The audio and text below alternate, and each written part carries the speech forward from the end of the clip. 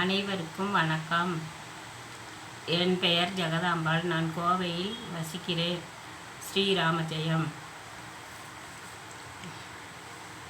மிதிலை நகர கொடி அவர்களை ஆடி ஆடி வா வா என்று அழைப்பது போல அசைந்ததாம். உன்னிடமிருந்து பிரிந்து வந்திருக்கும் மகாலட்சுமி இங்குதான் இருக்கிறாள் என்று அழைத்து செல் என்று அழைப்பது போல் கொடி அசைந்ததாம்.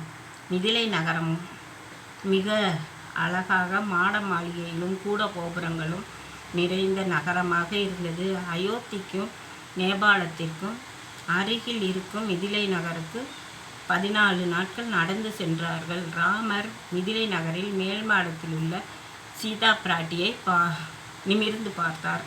அதே நேரத்தில் சீதையும் ராமரை பார்த்தாள்.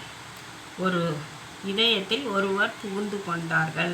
மாறி மாறி புகுந்து கொண்டார்கள்.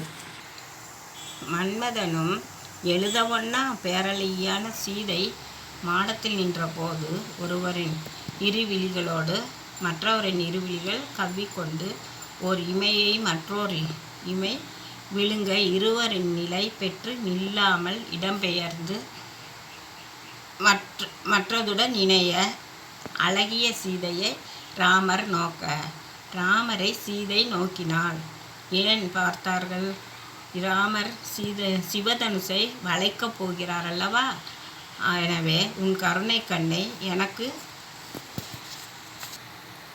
எனக்கு காட்டு, அப்போதுதான் நான் செய்ய முடியும் என்று ராமர் சீதையை பார்த்தாராம். சீதா என்ற சக்தி ராமரின் தோள் மீது தன் பார்வையை செலுத்தி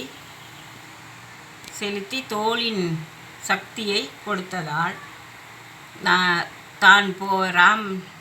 ராமரின் தோள் மீது தன் பார்வையை செலுத்தி தோளில் சக்தியை கொடுத்ததால்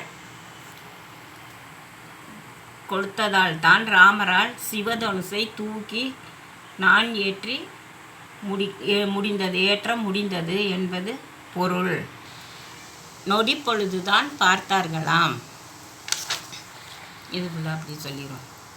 எண்ணறு நலத்தினால் இணையல் நின்றுளி கண்ணொடு கண்ணினை கவ்வி ஒன்றை ஒன்று உண்ணவும் நிலை பெறாது உணர்வும் ஒன்றிட அண்ணலும் நோக்கினாள் அவளும் நோக்கினாள். ஆகா, இதுவல்லவோ ராமாயணத்தின் சிறந்த பகுதி. மனதிற்கு இனிமையானது. ஜெய் ஸ்ரீராம். ஜெய் ஸ்ரீராம். ஜெய் ராம் ஸ்ரீராம். ஜெய் ஜெய் ராம். ஜெய் ராம் ஸ்ரீராம். ஜெய ஜெய ராம். ஜெய் ராம் ஸ்ரீராம். ஜெய ஜெய ராம். அனைவருக்கும் நன்றி.